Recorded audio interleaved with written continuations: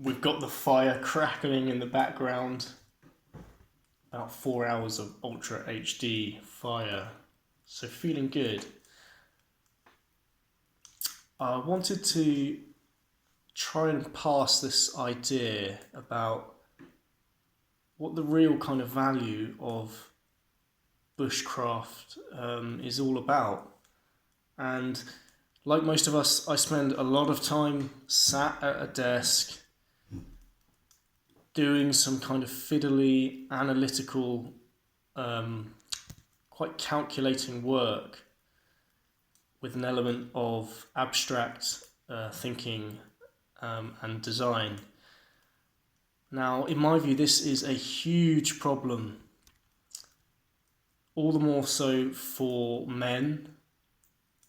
It is not our natural state of being to be sat at a desk for, say, 7 to 8 hours a day, if you're lucky. For most people, it's a lot more, with very little autonomy over your movements. And also a complete lack of tactile feedback in your work. Now, this is only getting worse with this kind of utopian vision of all of these kind of tech pioneers who can't see that they're infected with a sort of neomania to the cost of everything else. And yeah, okay, it's true that the first order benefits of computerization and so on are massive, irreversible, and aren't going away. They're permanent. However, it's also true that with every improvement and incremental, or in some cases stepwise gain in technology, we also corrode a big kind of pyramid underneath of second order effects. So one example of that is the difference between speaking with somebody on the phone compared to sending an email.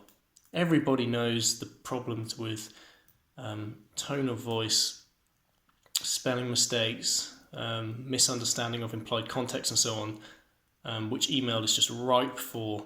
And if you send out any emails for sales or just generally to clients who are quite important to your business, you will feel the kind of annoying tension of writing emails. And as much as we can, we just pick up the phone and try and speak to people, because that opens up the possibility for a whole raft of kind of warmth and depth in your kind of conversations. And very often you find you have kind of other just different types of conversations. They're not an exchange of tasks in the way that email is. And of course you could go further and say, well, exactly the same applies to the efficiency gains of phone calls to meeting people face to face. And many other people have spoken about this. Nassim Taleb in particular highlights that the whole purpose of meeting someone face to face, whether it's a client or a friend, somebody in your family, or anyone of any value to you, value in the kind of human sense, is that going to see somebody face to face is costly. That's precisely the point.